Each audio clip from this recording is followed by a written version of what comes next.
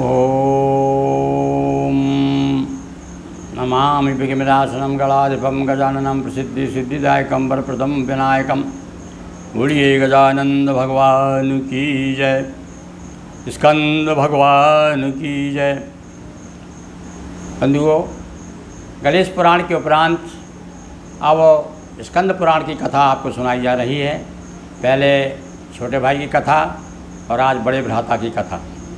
इस पुराण में इसका नाम स्कंद पुराण है। स्कंद इसके वक्ता हैं और स्कंद जी के माध्यम से अनेक ऋषियों ने और समय समय पर भगवान श्री कृष्ण ने, विष्णु ने, ब्रह्मा ने और सबका वर्णन इसमें आया है। सबने परस्पर जो भी संवाद हुए हैं उनकी कथा आप इसमें सुन रहे हैं। आज फिर हम आपको विगत प्रसंग में आपने सत्यभामा का पूर्व जन्म सुना और उसमें देखा कि सत्यभामा के पूर्व जन्म के जो पति थे वो अक्रूर हुए और पिता जो थे वो सत्यराजित हुए और बाद में जन्म में आकर के सत्यभामा भगवान श्री कृष्ण की अर्धांगिनी होती हैं।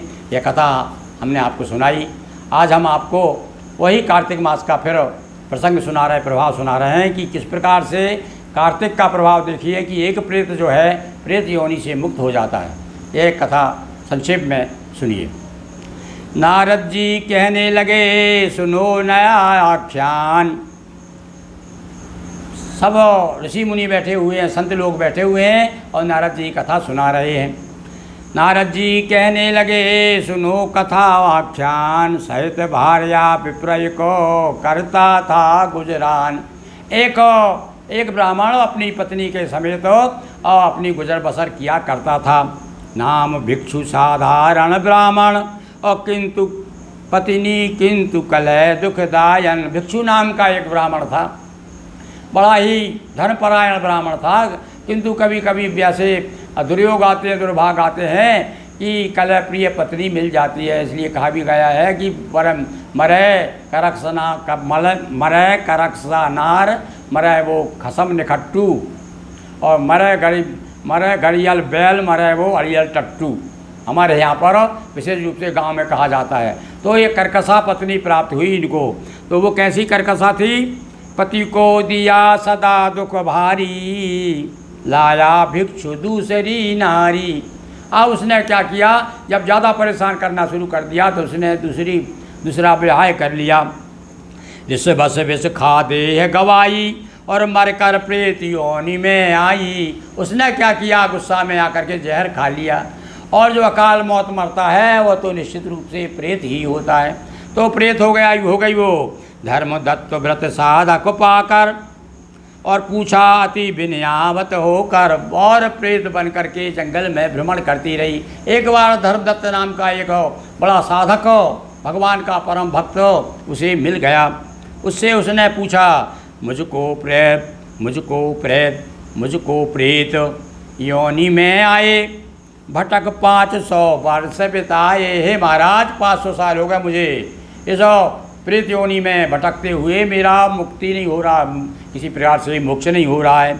मुक्ति का उपाय बतलाए, भूसुर मुझ पर दया दिखाए। हे ब्राह्मण देवता, आप कृपा कीजिए, मुझे मुक्ति का मार्ग बताइए। विप्र कार्तिक व्रत फल दीना और मुक्त प्रेत योनि से कीना। हाँ, यह विशेष बात है। हमारे यहाँ पर बहुत सी ऐसी कथाएं हैं कि आदमी अपना पुण्य दूसरे को दे दे तो वो निश्चित रूप से उसका पुण्य उसको मिल जाता है। जिस प्रकार से पंडित लोग दूसरे के नाम से संकल्प लेकर के और अनुष्ठान करते हैं, इसी प्रकार से यहाँ ये बताया है कि आप अपना पुण्य भी दूसरे को दे करके उसे मुक्त कर सकते हैं। उस ब्राह्मण देवता ने, अच्छा भाई तू बहुत दिनों परेशान हो गई, अब तेरी मुक्ति क्या है, आप प्रेत योनि में कुछ तो कर नहीं सकती हो। तो उन्होंने अपना जो भक्ति की थी, जो भजन किया था और संकल्प लेकर कहा कि हे प्रभु, मैंने यदि जीवन में कुछ पुण्य किया है, कुछ भजन किया है, उसको कार्तिक का मैंने व्रत किया है, तो कार्तिक के व्रत का फल इसको प्राप्त हो जाए। और इस पर इतना कहा और वो प्रेत योनि से मुक्त हो गई। तो इस प्रकार से यहाँ फिर बताया कि कार्तिक महीने का यह इतना महत्व है कि कार्तिक का व्रत करने से एक प्रेती और वो भी दूसरे ने किया और तीसरा जो है उसको फल प्राप्त हो गया। ऐसा कार्तिक मास के व्रत का महाप्रभाव, जो कार्तिक का व्रत करे रहे न कोई अभाव। बोलिए कृष्णचंद्र की जय, उमापति महादेव की जय, नर्मदा मैया जी की जय, हर हर महादेव शंभो। दोस्तों वीडियो को लाइक शेयर कर चैनल को सब्सक्राइब करें। बहुत बहुत धन्यवाद।